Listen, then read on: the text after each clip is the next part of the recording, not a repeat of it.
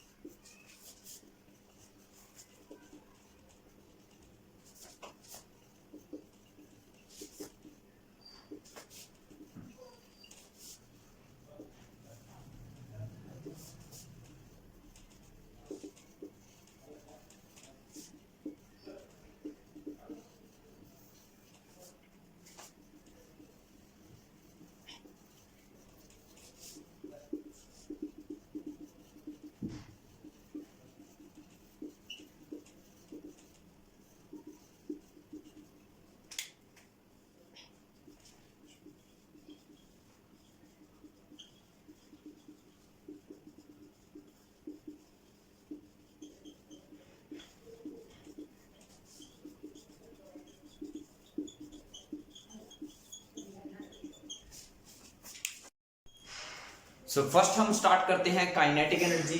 जब भी किसी बॉडी के पास, देखो बॉडी होगी तो मास तो होगा ही, अगर वो मूवमेंट कर रही हो, अगर वो मोशन में हो, मींस उसके पास वेलोसिटी हो, उस सिचुएशन में जो उसके पास एनर्जी होगी उसको हम क्या बोलते हैं? Kinetic energy. डेफिनेशन यहां पर मेंशन है, the energy of an object due to its motion. किसी बॉडी के पास उसकी मोशन की वजह से जो एनर्जी होती है उस एनर्जी को हम बोलते हैं काइनेटिक एनर्जी। यहाँ पे शॉर्टकट लिखा हुआ है काइनेटिक एनर्जी। अब बहुत सारे एग्जांपल ले सकते हैं, जैसे चलती हुई हवा के पास क्या होती है? Kinetic energy.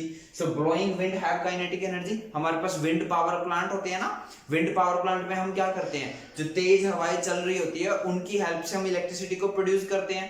तो इलेक्ट्रिसिटी हम प्रोड्यूस क्यों कर पाए? क्योंकि चलती हुई हवा के साथ ब्लोइंग विंड के पास क्या थी? Energy. Next, flowing water have kinetic energy. बहते हुए पानी के पास भी क्या होती है? Kinetic energy. Hydro power plant, hydro power plant मतलब, हाइड्रो का मतलब क्या होता है? वाटर। मतलब एक ऐसी जगह, एक ऐसा पावर स्टेशन जहां पर हम वाटर की हेल्प से इलेक्ट्रिसिटी प्रोड्यूस करते हैं, जो मैं नेक्स्ट वीडियो में आपको कंप्लीट डिटेल में डिस्कस भी करूंगा। Next, moving bullet have kinetic energy. जब गन को हम फायर करते हैं तो जब वो गन से बुलेट निकलती है तो बुलेट चल रही है, और चल रही है तो उसके पास क्या है? Kinetic energy. आप कहोगे सर प्रूफ क्या है? तो प्रूफ बड़ा सिंपल सा है, आप बुलेट के सामने खड़े होकर देख लीजिए, आपको पता चल जाएगा कि उसके पास एनर्जी है या नहीं थी। एनर्जी होती है ना। तो जब भी कोई बॉडी चल रही होती है तो उसके पास क्या होती है? एनर्जी। जैसे एक पर्सन चल रहा है तो उसके पास भी क्या है? Kinetic energy. एक व्हीकल चल रहा है, एक कार चल रही है, एक बाइक चल रही है, उसके पास क्या है? Kinetic energy. एनर्जी का बड़ा सिंपल सा रूल है कि energy is conserved, means energy can neither be created nor be destroyed. हम एनर्जी को ना तो क्रिएट कर सकते हैं ना ही खत्म कर सकते हैं, हम उसकी फॉर्म को चेंज कर देते हैं। क्लियर? आपको समझ में आ रहा है ना? तो जैसे जो विंड पावर प्लांट होते हैं उनमें क्या होता है? चलती हुई हवा के पास एनर्जी होती है, वो होती है काइनेटिक एनर्जी।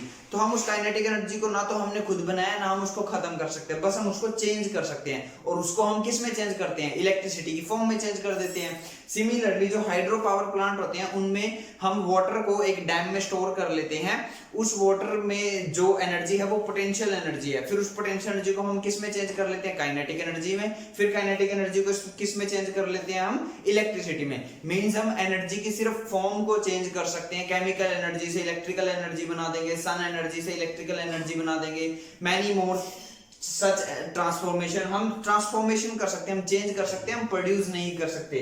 तो आई होप ये आपको समझ में आएगा। जो भी कोई बॉडी चल रही होती है उसके पास क्या होती है, एनर्जी। जब दो मोटरसाइकिल आपस में फास्ट स्पीड से चलती है, आपस में स्ट्राइक करते हैं, तो कोलिजन होता है, तो क्या होती है, बहुत सारा नुकसान होता है, लॉस होता है ना। तो वो क्या किसकी वजह से हुआ, एनर्जी की वजह से। यानी जब भी कोई बॉडी मूवमेंट करती है तो उसके पास क्या होती है, काइनेटिक एनर्जी। अब काइनेटिक एनर्जी का फॉर्मूला क्या होता है, हम उसे मेजर कैसे करेंगे, एक्सप्रेशन हम उसका निकालने की कोशिश करते हैं। तो मान लेते हैं स्टार्टिंग में ये बॉडी ए पोजीशन पर रखी हुई थी, ये पोजीशन ए है, ए पोजीशन पर रखी हुई थी और इसका मास जो है वो m है, और ये रुकी हुई थी, इनिशियली रेस्ट पर थी। इनिशियली रेस्ट पर थी मतलब इसकी इनिशियल वेलोसिटी 0 थी। इनिशियल वेलोसिटी का सिंबल u होता है, तो u मैंने लिखा है यहाँ पर 0। फिर किसी एजेंट ने आकर एक्सटर्नल फोर्स इस पर अप्लाई की, उस फोर्स की वजह से ये देखो s डिस्प्लेसमेंट कवर कर गया, और यहां जब वो पहुंचा यहाँ पर उसकी वेलोसिटी v हो चुकी थी। हमें नहीं पता था कितनी थी, 1 मीटर सेकंड थी या 2 मीटर पर सेकंड थी या 3 मीटर पर सेकंड थी। हमने मान लिया v मीटर पर सेकंड उसकी यहाँ पर वेलोसिटी थी इस टाइम। समझ में आ रही बात। यहाँ पर स्टार्टिंग में वेलोसिटी क्या थी, इनिशियल वेलोसिटी क्या थी, 0, और फोर्स F लगने की वजह से उसकी इस टाइम के बाद, इस डिस्प्लेसमेंट को कवर करने के बाद वेलोसिटी क्या होगी, v मीटर पर सेकंड। तो हमारे पास एक इक्वेशन होती है, मोशन चैप्टर में हमने पढ़ा था, v² - u² = 2s, but u तो क्या है, 0। तो जब मैं 0 का स्क्वायर लिखूंगा तो ये 0 हो जाएगा, तो ओवरऑल बचेगा v² = 2s। यहां से थोड़ा सा हम इसको मैथमेटिकली सोल्व करेंगे, हम a की वैल्यू निकालेंगे। तो a के साथ जो 2 और s लगे हुए हैं दोनों मल्टीप्लाई में, उस साइड जाके कहां चले जाएंगे, डिवाइड में। तो v² के डिवाइड में आ गया 2s, तो ये a की वैल्यू बन गई। अब न्यूटन का सेकंड लॉ होता है, according to Newton second law of motion, एक मोशन का न्यूटन ने लॉ दिया था, जिसके अकॉर्डिंग हमारे पास एक फॉर्मूला होता है, that is F = ma। F यहाँ पे फोर्स होती है, m मास होता है, a एक्सेलरेशन होता है। तो मास तो m ही है। हमने क्या किया, इस a की जगह ये वैल्यू पुट कर दी a की, v² / 2s नजर आ रहा है। तो F = m × v² / 2s बन गया। अभी इस चैप्टर में हमने फर्स्ट वीडियो में पढ़ा था कि वर्क डन का फॉर्मूला होता है force into displacement. Work done का फॉर्मूला फोर्स इनटू डिस्प्लेसमेंट। तो देखो ये डिस्प्लेसमेंट तो ये रही एज इट इज, ये डिस्प्लेसमेंट तो ये रही एज इट इज, और इस F की जगह हमने यहां से वैल्यू पुट कर दी mv² / 2s, mv² / 2s। इस F से ये S कैंसिल होगा, तो क्या बचेगा, नीचे 2 बचा है, तो मैं इसको ऐसे लिख सकता हूं, ऊपर क्या बचा है, mv², तो ये बन गया ½ mv²। ये जो वर्क डन हुआ, हमने इस बॉडी पर वर्क किया ना, देखो इस एजेंट ने जब इस पर फोर्स लगाया था तो उसने कुछ वर्क किया था ना, उसको अपनी फोर्स लगानी पड़ी थी ना, वही वर्क डन इस बॉडी के अंदर, ये जो सर्कुलर बॉडी है, इस बॉडी के अंदर उसकी एनर्जी की फॉर्म में स्टोर हो जाएगा। This work done stored as kinetic energy in the body, क्योंकि मैंने बताया था वर्क भी एक एनर्जी ही होता है, और अभी मैंने बताया था सिर्फ हम एनर्जी की फॉर्म को चेंज कर सकते हैं। पहले उस बॉडी के पास वो एनर्जी थी, बाद में वो फोर्स लगाने की वजह से वो एनर्जी इसके पास स्टोर हो गई। तो यही काइनेटिक एनर्जी का फॉर्मूला बना ½ mv²। m क्या है, मास, v क्या है, वेलोसिटी। अब देख रहे हो हर एक क्वांटिटी आपस में मल्टीप्लाई है, यानी अगर वेलोसिटी ज्यादा होगी तो काइनेटिक एनर्जी भी ज्यादा होगी, वेलोसिटी कम होगी तो काइनेटिक एनर्जी भी कम होगी। सिमिलरली मास ज्यादा होगा तो काइनेटिक एनर्जी भी ज्यादा होगी, मास कम होगा तो काइनेटिक एनर्जी भी कम होगी। तो आप देखते भी होंगे जब दो साइकिल आपस में स्ट्राइक करते हैं तो चोट नहीं लगती है, क्यों, क्योंकि उनका मास भी कम है और उनकी वेलोसिटी भी कम है। बट जब दो बाइक आपस में स्ट्राइक करती हैं तो चोट ज्यादा होती है, क्योंकि मास भी ज्यादा हो जाता है और वेलोसिटी भी ज्यादा हो जाती है। और इमेजिन कीजिए अगर दो कार फास्ट स्पीड के साथ आपस में स्ट्राइक करें तो क्या होगा, तो कार का जो मास है, दोनों कार का जो मास है, प्रीवियस एग्जांपल के केस की बात करें तो उसके साथ कंपेयर करें तो उनका मास भी बहुत ज्यादा है कार का एज कंपेयर टू साइकिल या बाइक, और उनकी वेलोसिटी भी ज्यादा है। तो मास भी ज्यादा हुआ, वेलोसिटी भी ज्यादा हुई, काइनेटिक एनर्जी क्या होगी, ज्यादा, जिससे क्या होता है, जो चोट लगती है, जो नुकसान होता है, जो लॉस होता है, वो हैवी होता है, ज्यादा होता है। नेक्स्ट हम डिस्कस करते हैं पोटेंशियल एनर्जी। जब किसी बॉडी के अंदर उसकी पोजीशन, उसकी कॉन्फ़िगरेशन, उसकी शेप की वजह से जो एनर्जी होती है उसको बोलते हैं हम potential energy. The energy of the body due to its position और configuration is called potential energy. इसके एग्जांपल है stretched bow has potential energy. जैसे तीर कमान होता है, तीर कमान को हमने खींच रखा है, ठीक है, तो उसको खींचने के लिए जिस पर्सन ने उसको खींचा है तो उसने वर्क किया ना, उसका वर्क कहां चला गया, उसका वर्क उस बाउ में पोटेंशियल एनर्जी की फॉर्म में स्टोर हो चुका है। आप फिर से कहोगे सर प्रूफ क्या है, तो प्रूफ बड़ा सिंपल सा है, आप उसके सामने खड़े होकर देख लीजिए, आपको पता लग जाएगा कि उसके पास एनर्जी थी कि नहीं थी। जब आपको लगेगा तो चोट लगेगी ना, और चोट क्यों लगी, क्योंकि एनर्जी थी। तो खींचे हुए तीर कमान के पास, स्ट्रेच्ड बाउ के पास क्या होता है, potential energy. Similarly water stored in a dam has potential energy. आपने एक डैम बनाया एक हाइट पर, अर्थ के कंपैरिजन में, ऊपर आपने वाटर स्टोर कर दिया, तो उस वाटर के पास भी क्या है, पोटेंशियल एनर्जी, क्योंकि जब वाटर एकदम से वो नीचे गिरेगा तो वो उसके बीच रास्ते में जो भी आएगा वो उसको रोटेट करवा देगा। तो stored water stored in a dam has potential energy. Twisted spring has potential energy. आप एक स्प्रिंग लो, उसको ट्विस्ट कर दो, ट्विस्ट मतलब ऐसे घुमा दो। अब ऐसे घुमा के और इसे आप छोड़ दो तो क्या होगा, तो उसके पास एनर्जी है। गन में क्या होता है, गन में एक्चुअली एक स्प्रिंग ही तो होता है। जब उसको हम ट्रिगर को ऐसे दबाते हैं तो वो जो स्प्रिंग होता है, देखो मैं बताता हूं आपको, ये ऐसे जो गन होती है हमारी, मैं एक्सप्लेन करने की कोशिश करता हूं, यहां पर ऐसे स्प्रिंग लगा होता है।